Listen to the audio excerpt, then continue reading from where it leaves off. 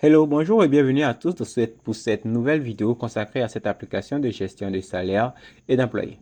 Dans l'épisode précédent, on avait réussi à générer ici des employés de manière, on va dire, dynamique. On avait réussi à générer les paiements plutôt, générer les paiements. Et dans celle qu'on va faire aujourd'hui, on va vouloir maintenant imprimer ici les factures des différents paiements qui auront été effectués. Par exemple, ici sur la liste des paiements, qu'on viendra sur la liste des paiements, on prendra ici pour chaque ligne, on générera ici une facture et pour pouvoir avoir accès à cette facture-là, on cliquera sur ce petit bouton de téléchargement qu'on mettra ici. Donc là, ici, on aura ici une route qui va gérer ça. Et ici, pour la démo, si jamais je prends ici Umbra Oliver et j'essaie de générer ici ma facture et je clique ici sur le bouton télécharge, sur l'icône de téléchargement, je vais voir ici qu'il va charger un peu. Et ici, il va me télécharger ici une facture. Donc là, ici, si je double-clique ici sur la facture, j'ai ici le modèle de la facture qui apparaîtra. Donc la facture est totalement dynamique. Elle prend en compte mon identifiant, le nom de l'employé, le département de l'employé, l'année, le mois dans lequel le paiement a été effectué, les frais, le montant total qui a été payé, la date de paiement et le total. Donc là, si je prends encore un autre utilisateur, par exemple, cette fois, Schedule Test, et que je clique ici sur télécharger ici sa facture, je vois que là, j'ai maintenant une autre facture ici. Et là, je vois que là, son identifiant, c'est ça. Son nom, c'est Schedule Test. Son département informatique, son année, son mois, c'est ça. Et la date et aussi le montant. Donc là, je vais vous montrer comment est-ce que vous pouvez faire pour générer ici des PDF de manière dynamique depuis ici vos différentes applications Laravel.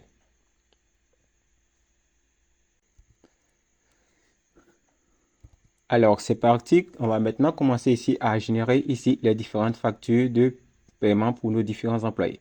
Et juste pour pouvoir commencer, vous allez vous rendre dans la description de cette vidéo et vous allez cliquer sur le lien qui pointe vers les ressources de la vidéo ou alors les codes sources de la vidéo. Là, vous allez plutôt prendre ici la section qui concerne le code source. Par exemple, vous allez venir ici au niveau de la vidéo. Si vous cliquez ici sur la vidéo, je vais prendre ici un exemple. Donc, ça, vous ferez ça quand la vidéo sera mise en ligne. Mais pour le moment, je vais prendre ça ici à titre d'exemple.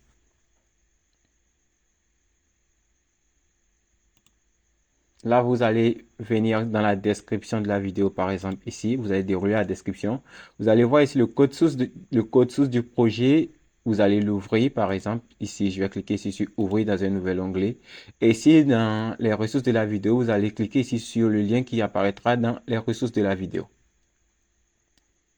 Une fois que vous aurez cliqué sur le lien qui apparaît sur la section ressources de la vidéo, vous allez tomber ici sur cette page qui est un article ici qui explique ici comment est-ce qu'on peut faire pour générer ici des contenus dynamiques en utilisant Laravel. Donc là, je vous laisse le soin de lire totalement l'article si vous préférez.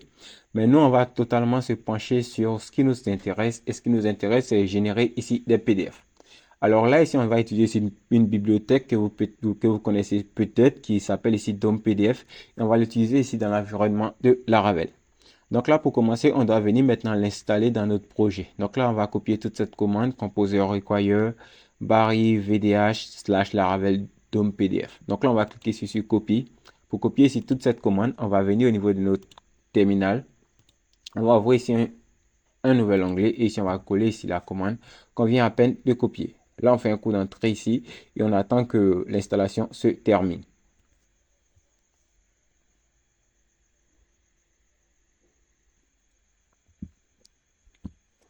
Alors, à présent que l'installation s'est totalement ici effectuée, on va poursuivre ici notre apprentissage. Donc là, ici, au niveau ici du guide, il nous dit qu'une fois que cela est fait, on doit aller dans le dossier config, on doit ouvrir ici le fichier app.php et ajouter ces lignes dans les providers et les alias.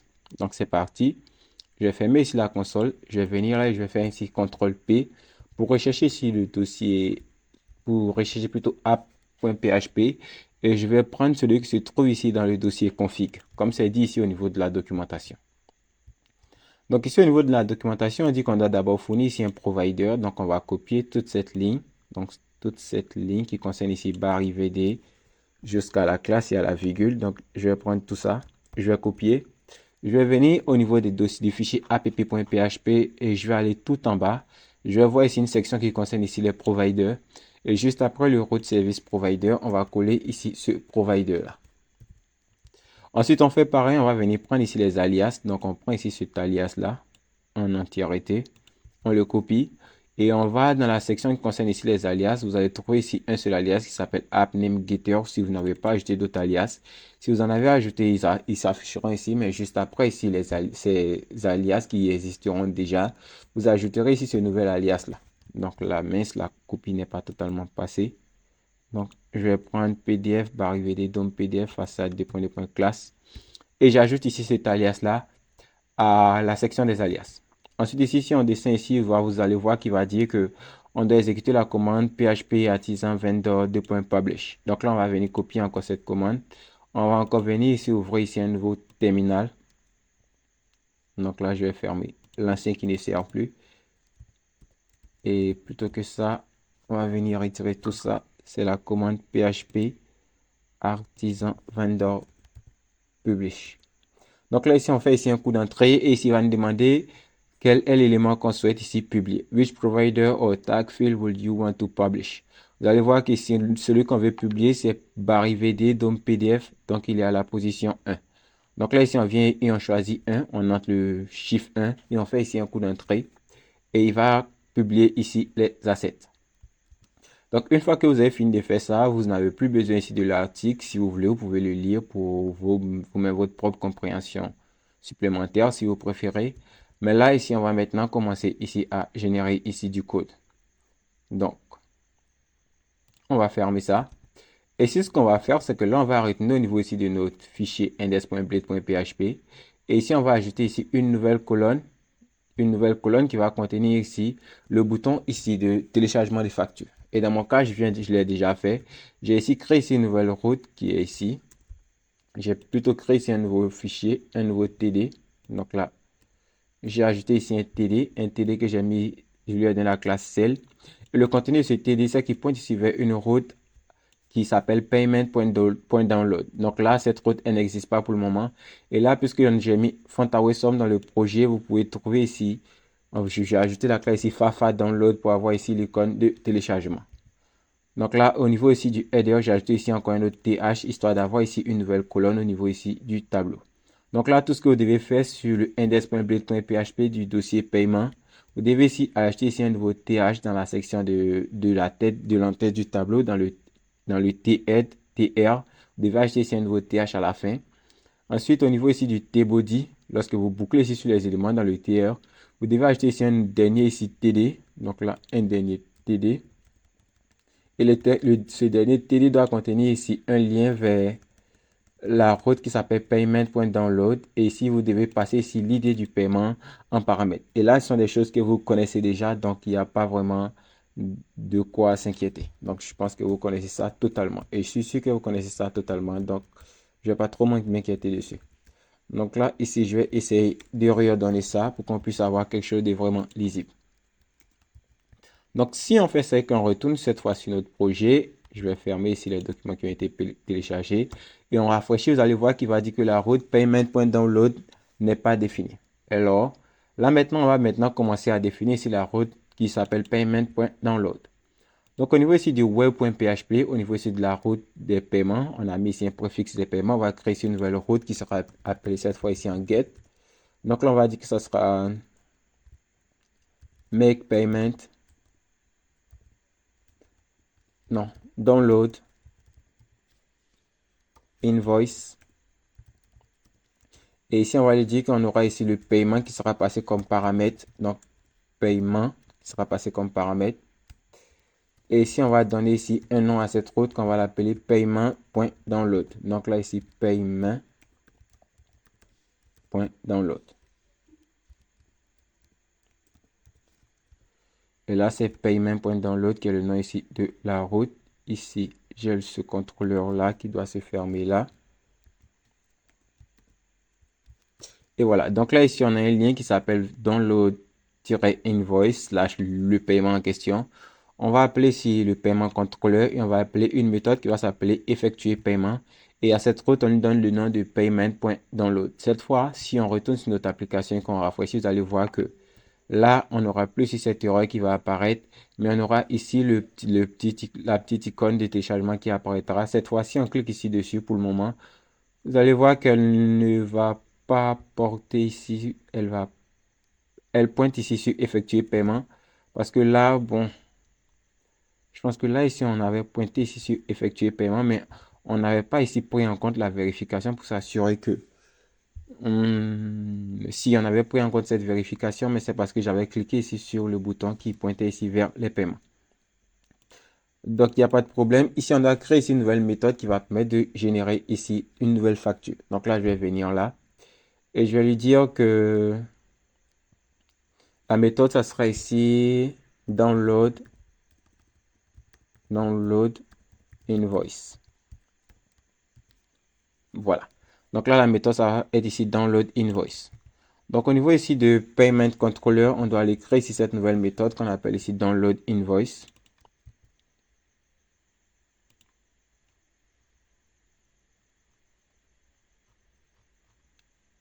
Voilà.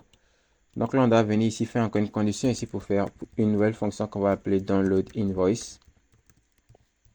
Et là, elle va prendre ici les informations du paiement et ici, on va renommer ça un dollar paiement. Et cette fois-ci, on fait un DD de dollar paiement. Vous allez voir ce que ça va donner. Cette fois, on va venir rafraîchir et là, on a créé ici un bug, mais ce n'est pas un problème. On va cliquer ici sur le bouton télécharger cette fois. Vous allez voir qu'on retombe ici sur un écran noir qui liste ici les informations du paiement.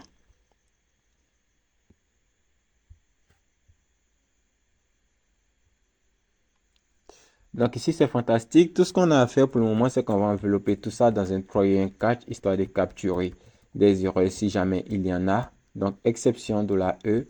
Et ici, on mettra ici un throw new exception. Et l'exception, ça sera unable to download, impossible. Non, une erreur est survenue lors du téléchargement de la facture.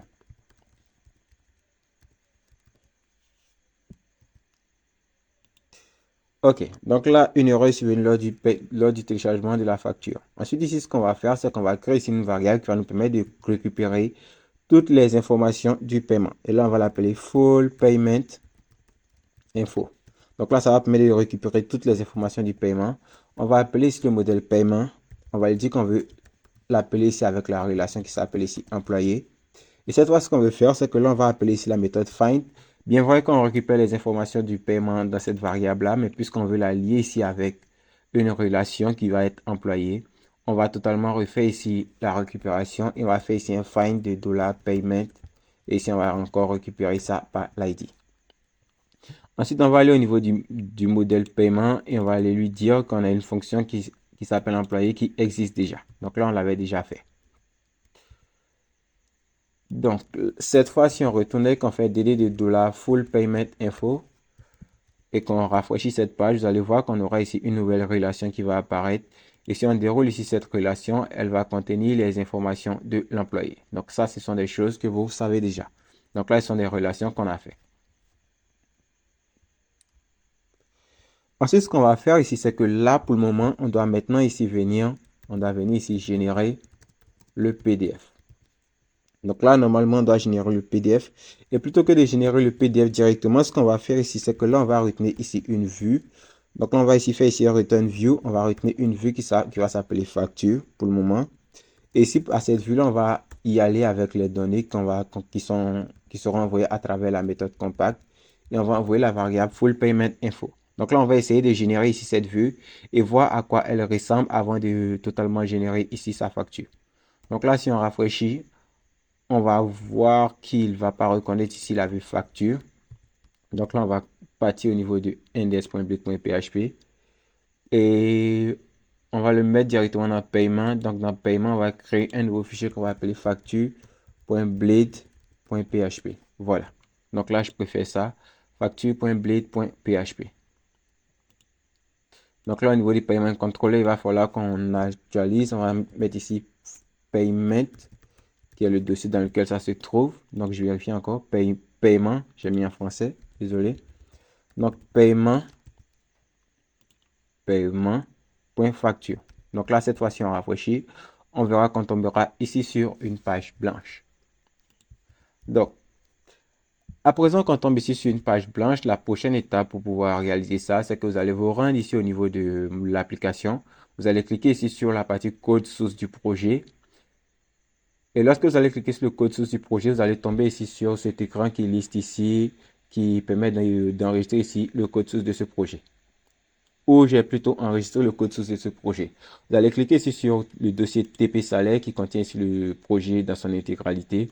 Vous allez venir dans la section, on va dire, vous allez partir dans APP. Non, plutôt que d'aller dans APP, vous allez revenir un chemin en arrière plutôt. Vous allez partir dans Resources, View. Et c'est ce que vous allez prendre ici. Vous allez prendre le fichier modèle underscore facture.blade.php. Vous allez l'ouvrir. Vous allez maintenant venir ici et copier tout son contenu. Donc là, c'est un code que j'ai mis histoire d'aller plus vite. Donc vous allez venir là et vous allez cliquer sur cette icône-là qui permet de copier tout le contenu de cette page. Donc là, vous copiez ici tout le contenu et vous allez ici sur votre page facture.blade.php et vous collez ici tout le contenu. Donc là, si vous collez tout le contenu, ça va ressembler à ça. Donc là, c'est un template que j'ai déjà mis en place, qu'on va utiliser pour pouvoir générer ici la facture. Donc là, si on retourne maintenant sur l'application et qu'on rafraîchit, vous allez voir qu'on aura ici un exemple de page qui va apparaître, qui va se présenter comme suite. Donc là, mon écran est encore à 75%. Je vais le ramener encore ici à 100%. Donc là, ici, on a le modèle de notre facture ici. Et ce qu'il faut comprendre, c'est qu'avec la bibliothèque qu'on utilise, c'est-à-dire DOM PDF, il ne prend pas en compte ici le CSS3. Il prend en compte ici la sémantique de CSS2. Donc là, les propriétés comme Flex, Grid, que vous connaissez, si vous voulez utiliser pour générer ici votre facture, vous allez voir que les propriétés Flex, Grid ne vont pas fonctionner. Donc là, ça prend ici du code CSS2. Donc vous pouvez générer ici une belle facture avec CSS3, mais ça ne va pas fonctionner lors de l'impression. Ce que vous devez faire, c'est que vous devez ici écrire le code pour vos factures en utilisant ici le CSS2.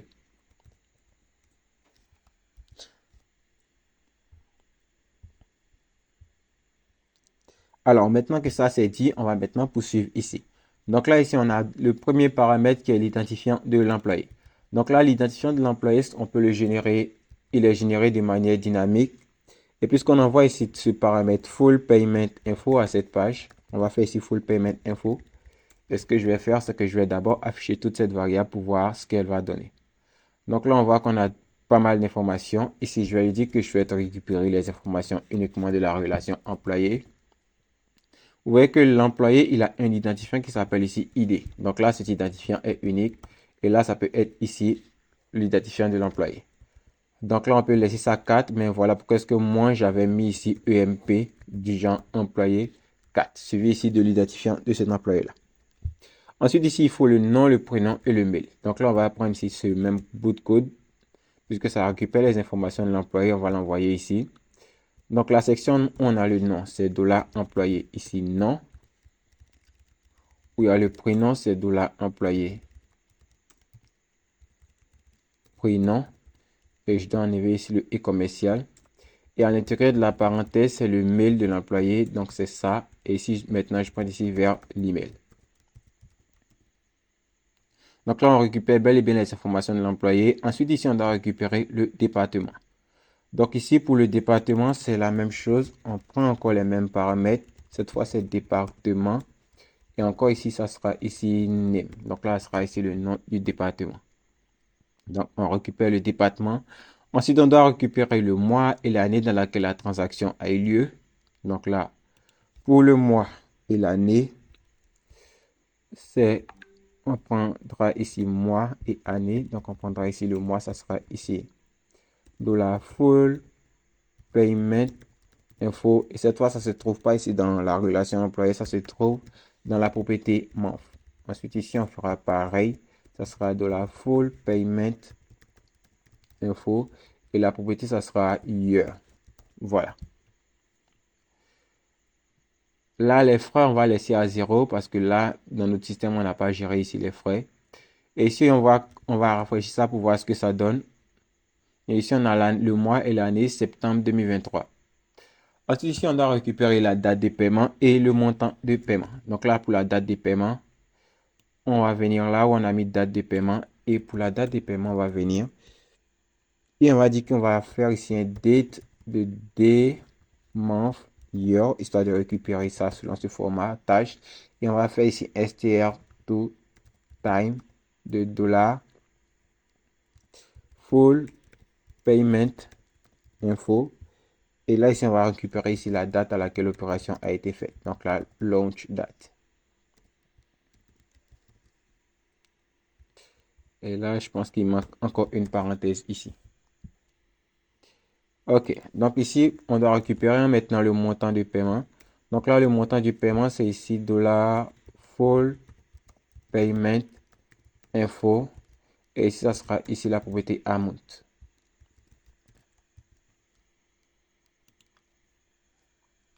Et ici, vous pouvez mettre ici la valeur ou alors la currency, la devise dans laquelle votre pays est. Donc ici, on utilise ici l'euro, on va dire. Et ici, pour le dernier bloc, on va copier encore ici le total des frais, ça reste à 0, le total payé. Et on va mettre ici le total payé, ça sera le même full payment info amount. Et si le reste à payer, ça sera 0. Et là, si on revient là et qu'on rafraîchit ici notre application, vous allez voir qu'elle sera totalement conforme. On aura la date des paiements et le montant des paiements. Donc là, si par exemple, on revient et qu'on prend cette fois ici une autre personne qui s'appelle ici Ombra Oliver, moi-même mon compte. Je vais voir que là, j'aurai ici les informations, mon identifiant, mon nom, mon montant de paiement, la date à laquelle le paiement a été effectué et le montant total qui aura été payé. Alors, à présent qu'on est convaincu qu'on a créé ici une belle interface pour générer ici notre facture, comment se passe le paiement, la génération de PDF à proprement parler. Donc là, vous avez vu qu'au niveau ici de app.php, on avait ajouté ici des alias à travers ici cette nouvelle bibliothèque qu'on avait appelée, qui était Barry VDH DOM PDF. Donc là, on avait généré ici un nouvel alias qu'on avait ici appelé PDF. Donc ici, au niveau des paiements de contrôleur, la première chose à faire, c'est de venir ici en tête. Et ici, on va le dire qu'on va ici faire un use de PDF. Donc là, cet alias qu'on a enregistré ici. Ensuite, là, je vais réduire ici la méthode index. Et ici, je vais réduire ici la méthode effectuer paiement. Donc, ici, c'était ici juste pour nous assurer que la vue était belle. Donc, on a réussi à générer la vue. Donc, je peux commenter ça.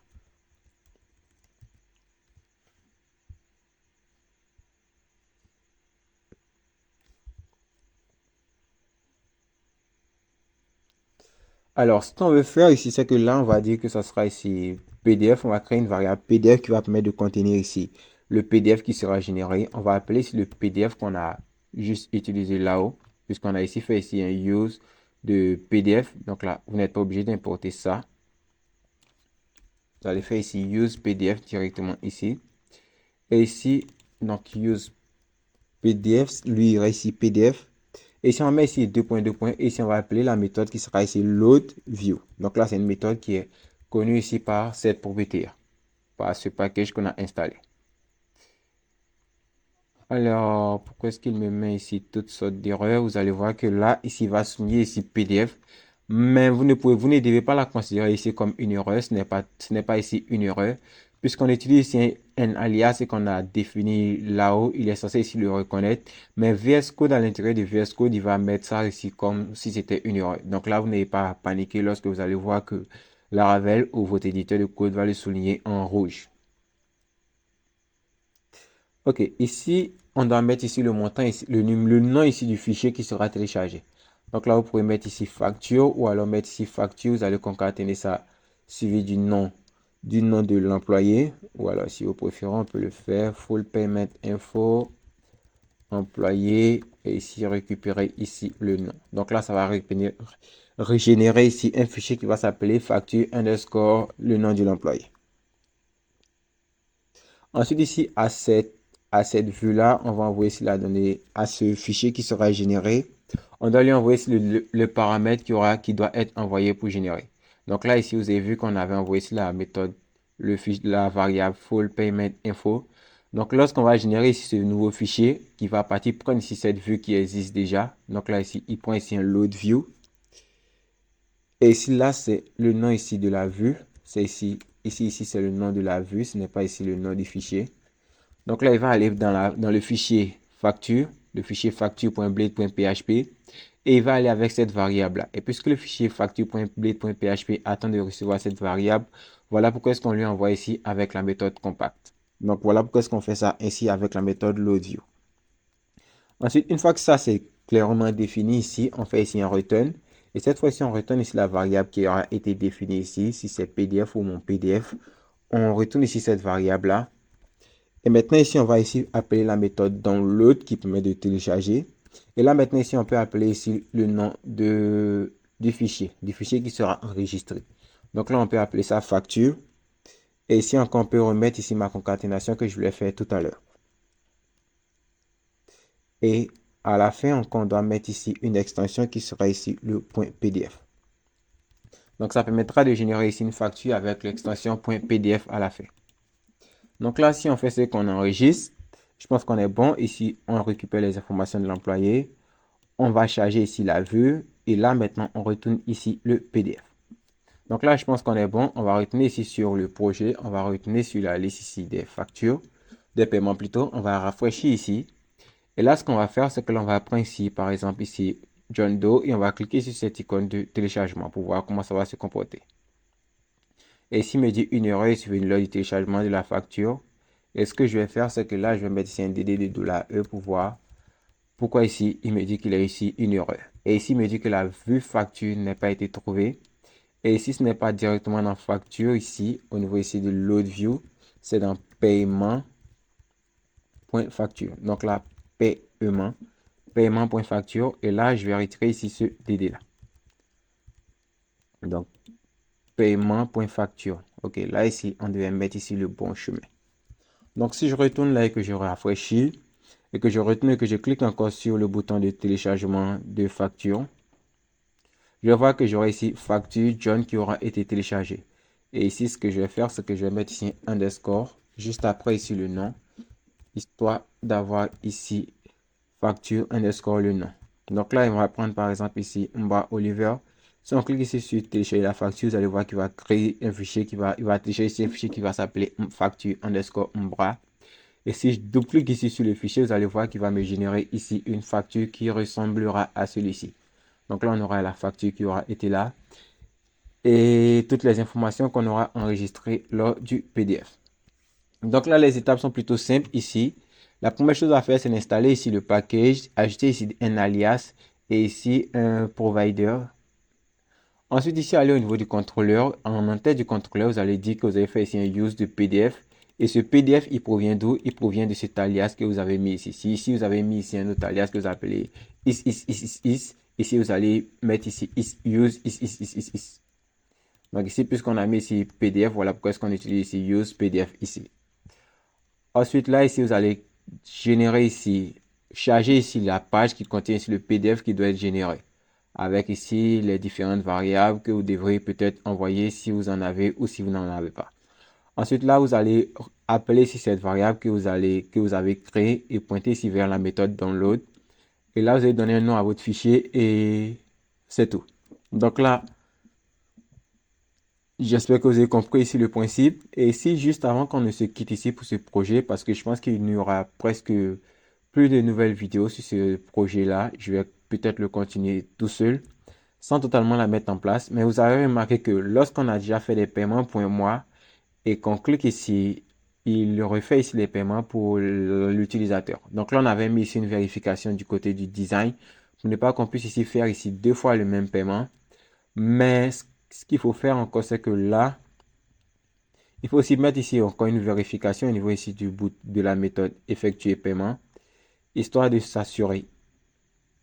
Alors oui, je comprends. C'était pas ici une erreur en fait, puisque là, j'avais déjà fait ici un paiement pour...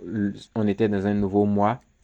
Donc voilà, je viens de voir. L'exercice que je vous donne ici, vous avez vu que j'ai généré ici un nouveau paiement alors que la date de paiement n'était pas encore arrivée. Donc là, il va falloir ici générer ici. Lorsqu'on génère ici un nouveau paiement, par exemple ici, vérifier que nous sommes à la date de paiement avant d'exécuter le code ci-dessous.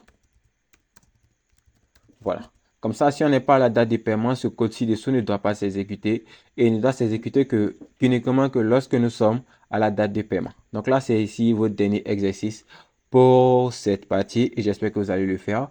Pour ceux qui le feront, lorsque vous l'aurez fait, vous pourrez m'envoyer ici un message par email pour qu'on puisse ici jeter un coup d'œil et je jeterai un coup d'œil avec la plupart de ceux qui le feront, je suis sûr.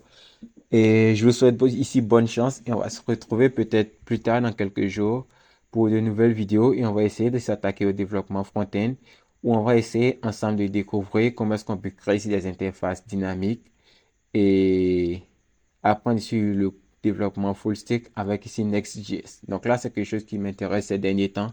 J'ai ici envie de délaisser un peu mon côté Laravel pour totalement ici apprendre ici à m'améliorer ici en Next.js. Donc là, je vais partager avec vous ici mes évolutions à travers ici des petites vidéos. Donc j'espère que cette petite ou longue vidéo vous a plu et j'espère que vous l'avez aimé. Je vous invite à commenter pour me donner votre avis si le code fonctionne, ce que vous ne comprenez pas, ce que vous avez compris et aidez-vous dans les commentaires. N'hésitez pas à la liker et à la partager et on se retrouve, comme j'ai dit, dans quelques jours.